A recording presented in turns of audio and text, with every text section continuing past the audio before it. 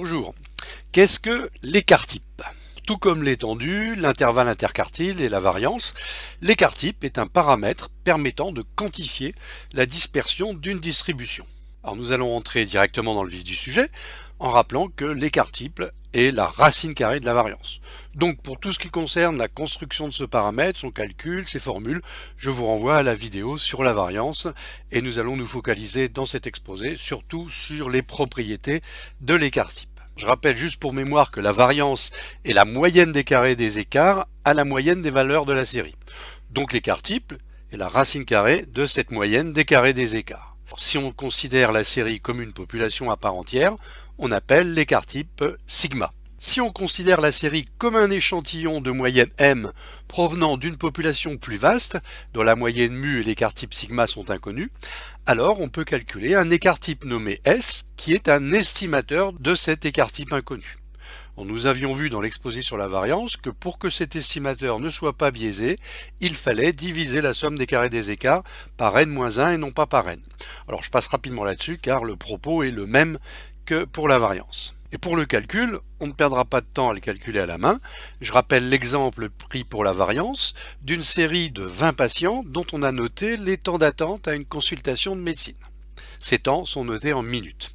Avec Excel, on entre dans n'importe quelle case libre la fonction égale écart type avec un seul t et entre parenthèses la plage des valeurs, ici A3 2.B12. Et on obtient directement l'écart type de cette série qui est de 14,96. La fonction écart type considère la série comme un échantillon et donc divise les carrés des écarts par n-1. Si vous voulez considérer la série comme une population, avec n au dénominateur, il faut appliquer la fonction écart type p avec un p à la fin. Et on obtient ici un écart type légèrement plus faible à 14,6. Alors maintenant qu'on sait calculer l'écart type, quel est son intérêt et quelles sont ses principales propriétés? Alors tout d'abord, l'intérêt majeur de l'écart type, c'est le corollaire de l'inconvénient de la variance qui ne s'exprimait pas avec les mêmes unités que les valeurs de la série étudiée et que la valeur de la moyenne. Dans notre exemple, la moyenne des temps d'attente en consultation était de 33,4 minutes et la variance était de 212,5. Et on ne voit pas très bien ce que signifiait ce nombre. En revanche, l'écart type que nous avons calculé, 14,6, dont vous vérifierez au passage qu'il s'agit bien de la racine carrée de 212,5, cet écart type s'exprime dans les mêmes unités que la série étudiée et que la moyenne. Il s'agit de minutes. Et là, les choses deviennent plus claires. Cette distribution des temps d'attente présente un paramètre de position, la moyenne, qui est de 33,4 minutes, et un paramètre de dispersion qui est de 14,6 minutes. Maintenant, quelques propriétés mathématiques.